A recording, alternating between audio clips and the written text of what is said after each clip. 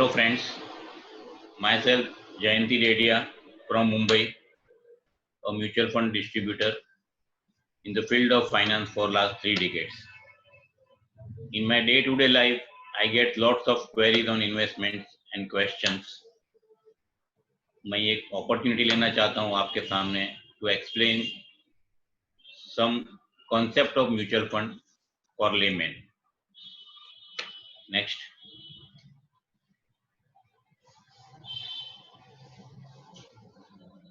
Why investment?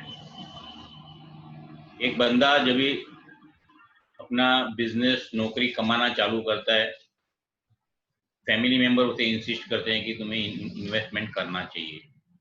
Y investment? In our language हम बोलते हैं टू बीट इन्फ्लेशन, यानी महंगाई को बीट करने के लिए, टू मीट फ्यूचर नीड्स, यानी हमारी जो फ्यूचर की जो फिनेंशियल रिक्वायरमेंट्स है उसे मीट करने के लिए, टू मीट कंटिंजेंसीज, यानी कोविड जैसी कोई सिचुएशन आ गई तो हमारे पास वो इमरजेंसी के लिए फंड्स होना चाहिए, और to maintain the same standard of living after retirement. Retirement के बाद मेरे पास इनकम होनी चाहिए आफ्टर आई स्टॉप वर्किंग.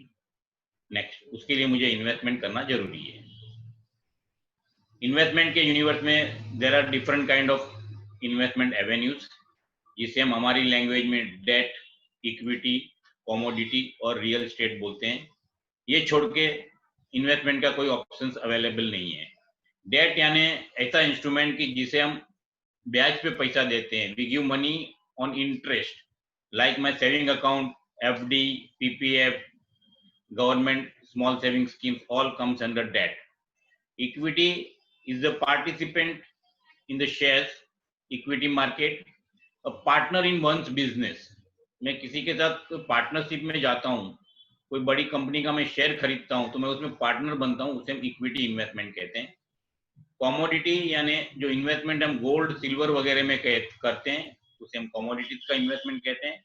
और रियल एस्टेट में जो हम इन्वेस्टमेंट करते हैं by way of flat, office, shop, like that.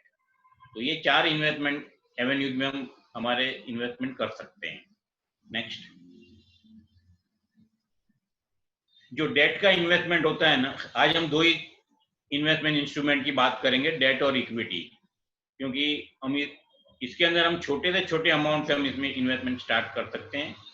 Date यानी जैसे मैंने आपको बताया कि we are concern with interest amount, तो इंटरेस्ट का चार्ट है ऑलवेज स्टेडी जाता है. जो भी मुझे इंटरेस्ट मिलता है 5%, 6%, 7%, आज मैं इन्वेस्टमेंट करता हूँ तो मुझे स्टेडी इंटरेस्ट मिलता है. आप देखेंगे ये इन्वेस्टमेंट स्टेडी जाता है. नेक्स्ट, वैसे ही इक्विटी की जो होता है, इक्विटी का इन्वेस्टमेंट वोलाटाइल होता है, उसमें अप डाउन बहुत होती है. आप देखिए ये ऐसी ऐसी अप डाउन होती है उसमें, लेकिन वो एक दफे नीचे आके फिर से ऊपर आता है.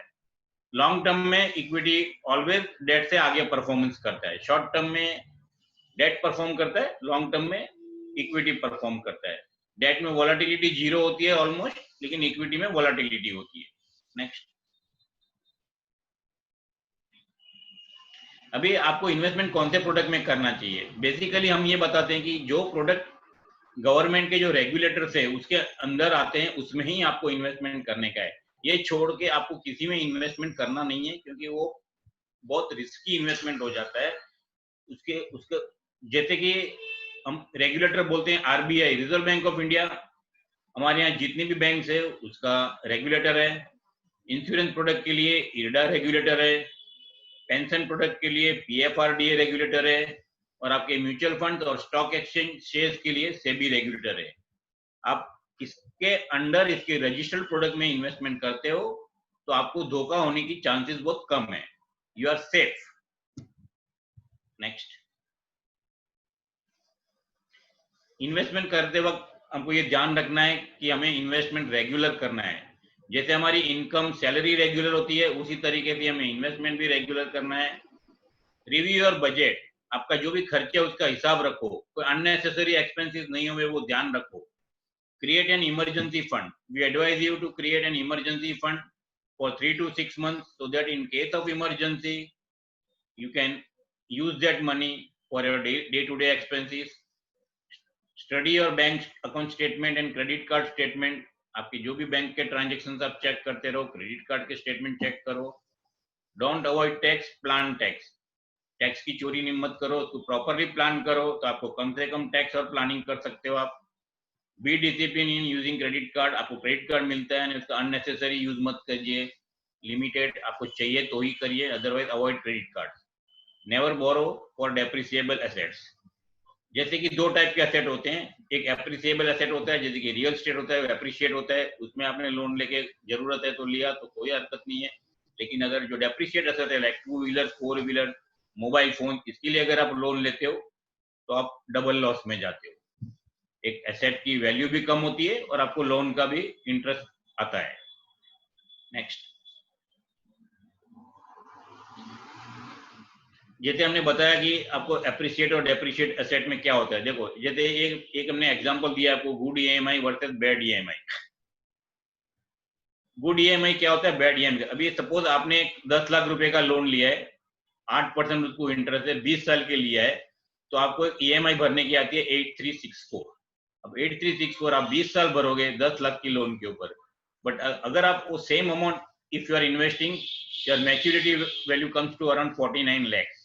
यानी इनडायरेक्टली आप 10 लाख के लोन के लिए आप 50 लाख रुपया बैंक को या कोई भी फाइनेंशियल इंस्टीट्यूट को भरते हो। तो be careful while taking loan. That's why we say it's a good EMI versus bad EMI. Good EMI is your SIP, every month you invest. Bad EMI is your installment of loan. Next, एक बात करते हैं हम थोड़ी सी tax planning strategy पे।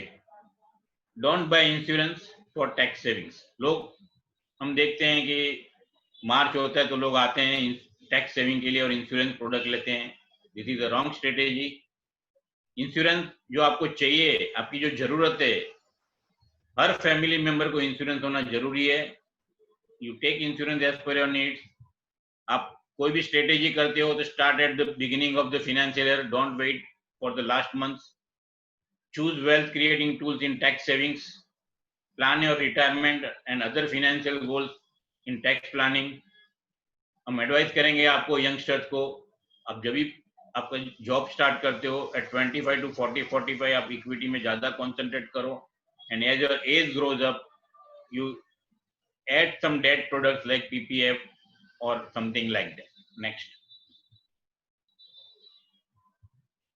about taxation की थोड़ी बात करेंगे। हमारे यहाँ इंडिया में सबसे ज्यादा कम टैक्स हैं वर्ल्ड वाइड। अगर आप डेवलप्ड इकोनॉमी की देखोगे आप तो वहां पे ज्यादा टैक्स हैं, लोग वहाँ ईमानदारी से टैक्स भी भरते हैं। हमारे यहाँ टैक्स के रेट कम होने के बावजूद भी हमारे यहाँ टैक्स लोग कम भरते हैं। अगर देखने जाए तो हमारी जो फार्मिंग जो इनकम है, एग्रीकल्चर, वो पूरी टैक्स फ्री है, उसमें कोई टैक्स नहीं लगता है, गवर्नमेंट उसके ऊपर कोई टैक्स नहीं लेती है आज तक। लेकिन उसके लिए आपको फार्मर होना जरूरी है, आपके पास फार्म होना है और आपको एग्रीकल्चर करना है। दूसरा आता है मार्जिनल रेट ऑफ टैक्स। जो नॉर्मल हम लोग जो बिजनेस में, प्रोफेशन में, सैलरी, रेंट, इंटरेस्ट, उसके ऊपर टैक्स 0 से 30% तक का टैक्स लेवल। जैसे आपकी इनकम बढ़ती है आपका टैक्स बढ़ता है, तो मैक्सिमम रेट 30% प्लस सरचार्ज होता है। लेकिन अगर आप इन्वेस्टमेंट में, अगर आप बैंक एफडी में करते हो तो आप 30% टैक्स भरते हो। बट अगर आप और कोई इन्वेस्टमेंट प्रोडक्ट प्रॉपरली कोई फाइनेंशियल एडवाइजर के साथ या कोई सीए के साथ बैठ के करते हो तो आपको ऐसे वेज आउट बताएगा जिसमें लॉन्ग टर्म कैपिटल गेन और शॉर्ट टर्म कैपिटल गेन होता है। इक्विटी के अंदर लॉन्ग टर्म कैपिटल गेन जिसको हम 365 डेज तक अगर आप इन्वेस्ट करते हो, उसके बाद अगर आप उसमें प्रॉफिट करते हो तो फर्स्ट 1 लाख आपको फ्री होता है, उसके बाद सिर्फ आपको 10% टैक्स भरना है। Even though you are in 30% tax bracket, your tax liability will be only 10% only. And जो डेट प्रोडक्ट होते हैं उसमें 3 इयर्स के बाद tax long term capital gain होता है, उसमें आपकी टैक्स लायबिलिटी 20% विद इंडेक्सेशन होती है, जो बहुत कम हो जाती है। Comparing to your 30% marginal tax, you are saving lot of taxes if you do proper planning. Short term capital gain भी इक्विटी में आप 15% भरते हो, डेट में आप मार्जिनल रेट ऑफ टैक्स भरते हो। नेक्स्ट, तो if you do proper planning you are always in win win situation. लोग, हमारे यहाँ बहुत से ऐसे कंप्लेंट्स आती है कि इंश्योरेंस में रिटर्न नहीं बनता है, बहुत प्रोडक्ट्स ऐसे लेते हैं वो लॉन्ग टर्म, उनको पता नहीं कि what product they are buying. So we request them, आपको इंश्योरेंस और इन्वेस्टमेंट दोनों मिक्स नहीं करना है, दोनों प्रोडक्ट अलग लेना है। You buy maximum cover at competitive premium. आप आपका इंश्योरेंस अलग रखो और इन्वेस्टमेंट अलग रखो. Don't buy insurance for tax purpose. आप हाउस वाइफ और चिल्ड्रन का भी इंश्योरेंस मत लो. That will be costlier for you. Avoid complicated products. Read fine prints if there are products which you don't understand. Buy Mediclaim and secure your family from any contingencies. And you can also insure your assets like house, office, jewelry, which is must. Next. अगर आप insurance और investment का एक combination plan बनाते हो तो देखिए, अगर 3,000 रुपया पर मंथ और एक छोटी सी अमाउंट आपका इंश्योरेंस प्रीमियम पर ईयर करते हो तो आप 1 करोड़ की किटी आपके लिए, आपकी फैमिली के लिए रेस कर सकते हो. As per different age, different kind of products available. You have to sit with your financial advisor and plan the product. Next. Buyers. हमारे साथ काम करने का ये कि हमारा एक इन्वेस्टर के साथ इन्वेस्टर सेंट्रिक अप्रोच होता है. 95-2000 में इतने कॉर्पोरेट एफडीज फेल हुए थे, उसमें से कोई भी एफडीज हमने आपको रेकमेंड नहीं किए. That is one of the point. These are the companies, some list where we have never asked our investors and these companies have vanished from the market. Next.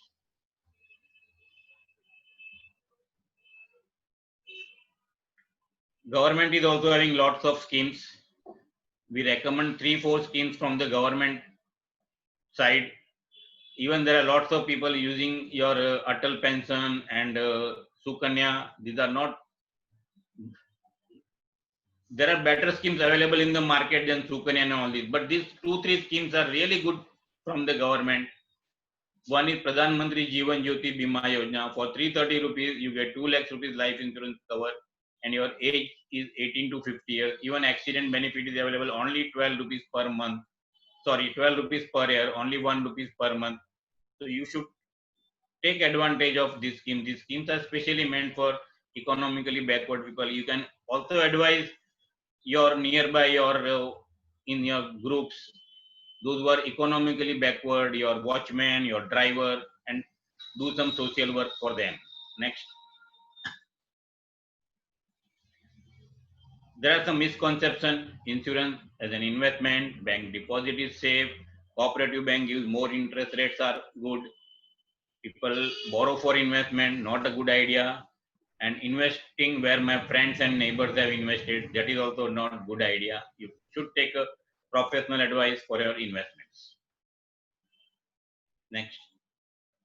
Some points to remember: avoid complicated products, buy the product which you need, discuss your financial planning with family members. Remember, no lunch is free. Next. Now, closing, we are coming to end to this presentation. My question to all: who likes to make maximum tax? Of course, all will say nobody. But next, who wants to become rich? All will say we want to become a rich.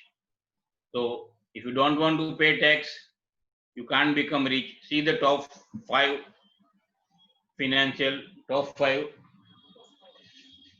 rich Indian personalities. They have, and the one important thing is they have made their wealth through equity and not real estate and debt. So you should also think where is the money lies and how you can become rich. If you want to become like them, you have to choose the investment product which they have chosen. Next.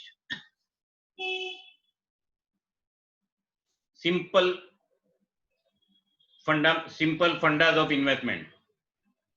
Investment is no rocket science. If you have patience plus discipline, you will make returns. In equity, you need a patience.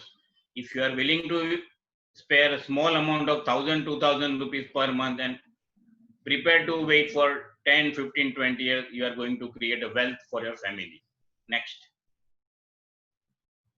Thank you. Happy investing.